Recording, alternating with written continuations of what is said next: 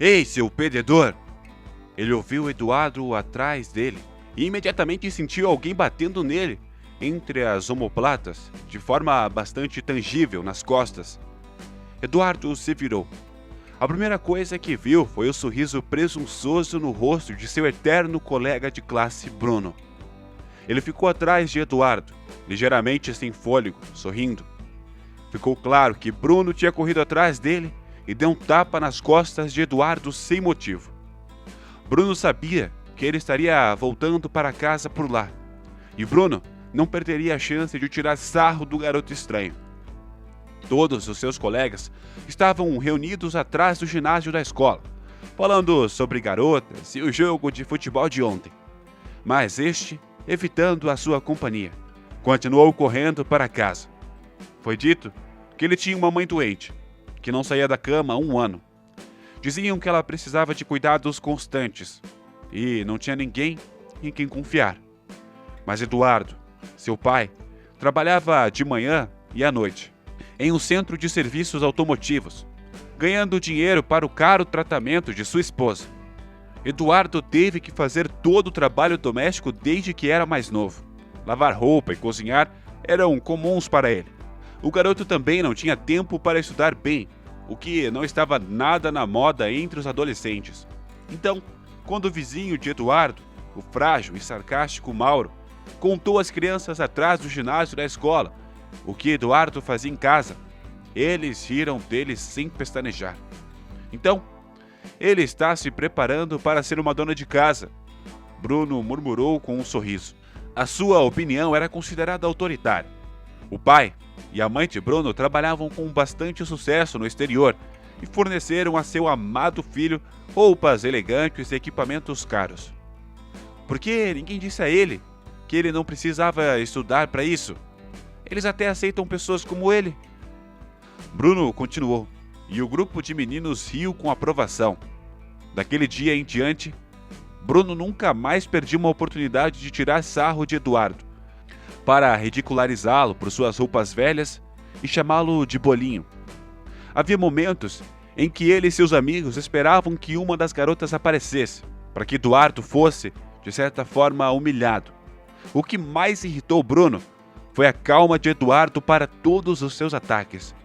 O menino manteve a sua dignidade, olhando por cima da cabeça de seu agressor. Ele parecia não ouvir nada. Apenas uma vez. Quando Bruno chegou perto de Eduardo, ele agarrou o botão de uma camisa velha e puxou com toda a força. Houve um estalo. O botão permaneceu na mão de Bruno. Ele pareceu confuso a princípio, mas depois sorriu para os meninos que estavam esperando para ver como isso iria acabar, e jogou o pedaço rasgado na cara de Eduardo.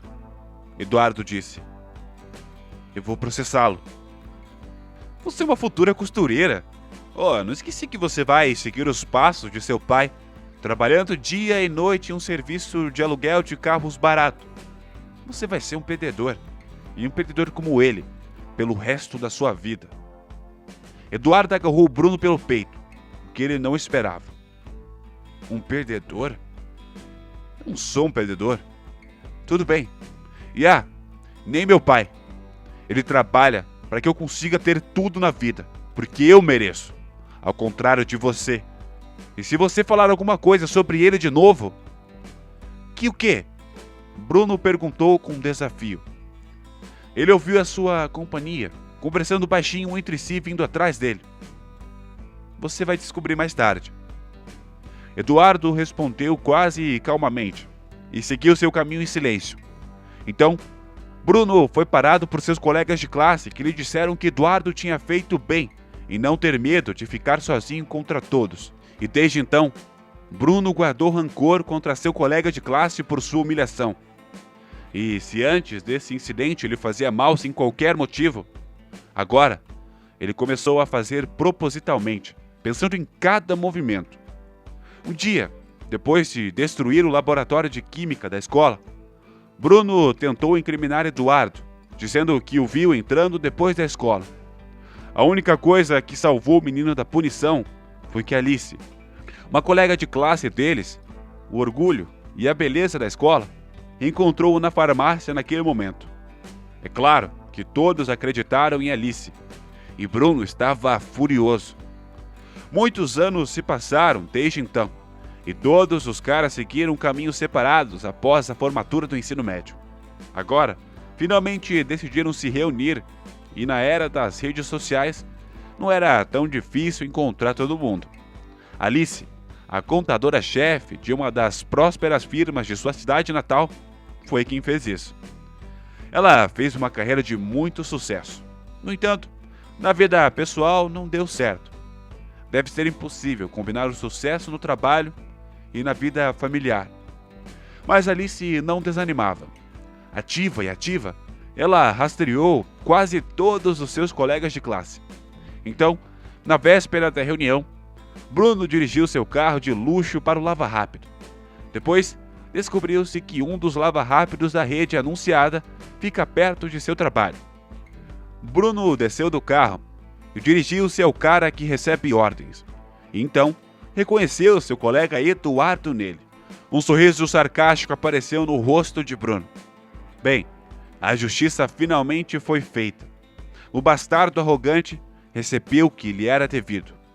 Ele, Bruno, estava dirigindo um carro legal e Eduardo como um servo, como esperado. Olá, querido. Vejo que você não perdeu tempo. Você continuou com o comércio da sua família, afinal. Sorriu Bruno presunçosamente. Olá, Bruno. Eduardo disse baixinho. E você ainda não tem respeito com as pessoas em seu trabalho. Isso mostra seus problemas de falta de respeito e humildade. Ele fazia o seu trabalho com a mesma indiferença. Qual era o problema com Bruno? A desocupação, a mesma de seus tempos à escola.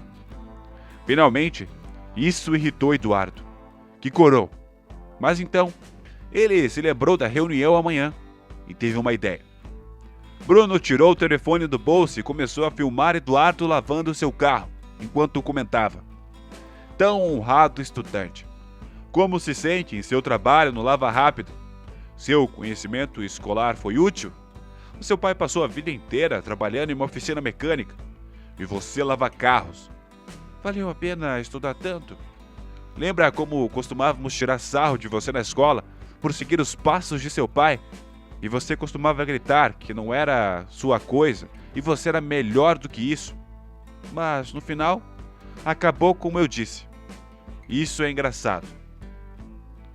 Você é ridículo. Você me ouviu? Eduardo terminou seu trabalho e olhou com indiferença para seu ex-colega e entrou. Pobre coitado, pega um pouco de dinheiro para o chá. Pelo menos, você vai tomar uma bebida por minha conta. Pelo menos uma vez. Bruno disse, se revirando de um lado para o outro a noite toda, sem conseguir dormir. Ele já estava imaginando o vídeo do Lava Rápido que ele iria mostrar a todos no evento amanhã. Como seu melhor amigo iria rir estupidamente. Os colegas de escola dariam tapas no ombro de Bruno em aprovação. E como Alice, finalmente sorriria para ele. Bruno era apaixonado por ela desde a infância, mas a garota era inacessível e recusou educadamente todos os seus avanços. Em uma reunião, no melhor restaurante da cidade, quase todo mundo apareceu. As garotas com lindos vestidos e penteados extravagantes. Os caras maduros se reconheceram. Conversaram piadas e riram em todos os lugares que você podia ouvir. E depois havia um também. Você tá casado agora? Quando ele escolheu o momento em que Alice estava ao lado dele, Bruno disse: quase esqueci. É que eu parei no Lava Rápido ontem. Adivinha quem eu encontrei? Lá estava o nosso Eduardo. Bem, você se lembra daquele cara idiota? Sempre se esquivando de nós, agindo como se fosse alguma coisa. Mas a vida mostrou quem ele era. Provavelmente é por isso que ele não veio aqui. É uma pena que ele nunca chegou a lugar nenhum. Eu dizendo aqui, mas veja por si mesmo. E Bruno ligou a fita. Todos ficaram quietos e começaram a assistir. Lá foi o momento de glória de Bruno. Ele se sentiu como um herói, como um vencedor, expondo um perdedor sem valor. Especialmente desde então, muitos realmente riram. Alguém fez comentários inconvenientes e a única com pena foi Alice. De alguma forma, ela não prestou atenção no vídeo, ou talvez ela apenas fingiu que não estava interessada. A grande surpresa para todos foi a aparição de Eduardo, no meio da noite. Ele chegou em um carro chique e vestido de maneira elegante, e ele usava um relógio suíço de elite. O homem ficou muito elegante. Imediatamente, todos correram para ele e começaram a perguntar o que ele fazia. As meninas ficaram de olho nele, claro. Um homem tão posturado. Os mais atentos notaram de imediato a ausência de uma aliança de casamento em sua mão. Bruno, de alguma forma, se esqueceu que ele estava confuso, mas depois ele se recompôs e apenas sorriu enigmaticamente na mesa. Eduardo, por outro lado, comportou-se da forma mais modesta e discreta possível, e quando perguntado sobre a sua ocupação, ele respondeu evasivamente que ele era um lavador de carros. Quando Eduardo viu Alice, ele ficou obviamente encantado, e eles conversaram sobre tudo no mundo pelo resto da noite. Quando todos começaram a se dispersar, Eduardo e Alice partiram juntos em seu carro. Depois disso, os homens restantes novamente começaram a discutir o que Eduardo realmente estava tramando. Alguns sugeriram que provavelmente era uma piada. Na verdade, era evidente que ele não trabalhava como lavador de carros. Agora, isso é o que eu chamo de programa de entretenimento. Bruno, como você não pensou nisso? Claro, nenhum de vocês percebe que tudo isso é espetáculo. Então é preciso muita inteligência para alugar um carro e coisas caras, e vocês caíram nessa? Disse Bruno para o colega, se levantando da mesa e cambaleando em direção à saída. Já faz uma semana desde a reunião dos colegas de classe. E novamente, Bruno se dirigiu para o mesmo Lava Rápido. Só que um Bruno completamente diferente saiu de lá. Ele deu as chaves para o lavador. Então, uma cena interessante se desenrolou. Um ofegante Bruno correu até lá e ele começou a dar desculpas. Desculpe, eu tô atrasado. Michael, é minha culpa. É tudo por causa do transporte público. Então, tenho que lavar o meu carro para o Lava Rápido. Você tem ideia de quanto custa 10 minutos do meu tempo? Eu te disse, mais uma proeza dessas e eu vou te demitir. Eu não vou olhar o que o seu pai pediu para você, amigo.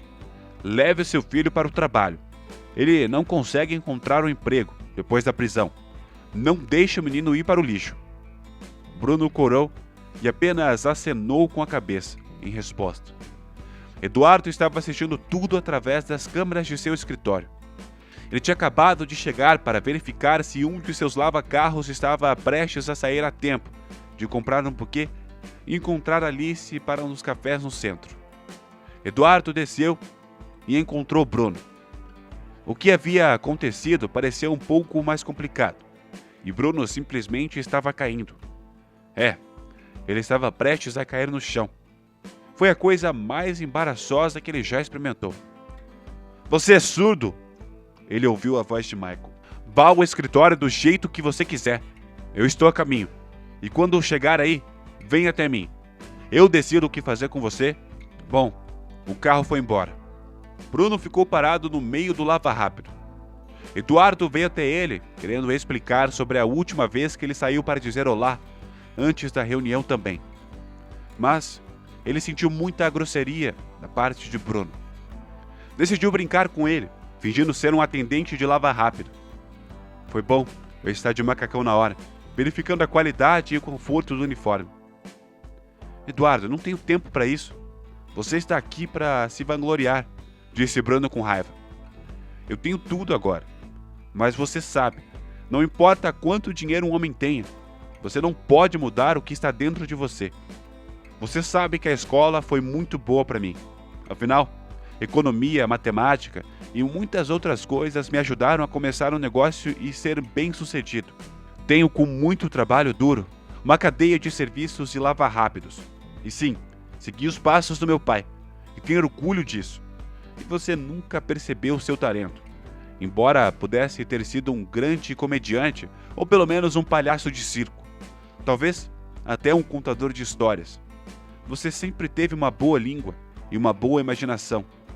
Eu tinha outros talentos, cada um na sua. Eduardo se virou, caminhou em direção à saída. Então, de repente, ele parou e olhou para o abatido Bruno e disse: eu realmente sinto muito por você. Você sabe, se o seu chefe te demitir hoje, bom, venha me ver. Eu vou te arrumar um emprego na minha casa. Nunca é tarde demais para recomeçar.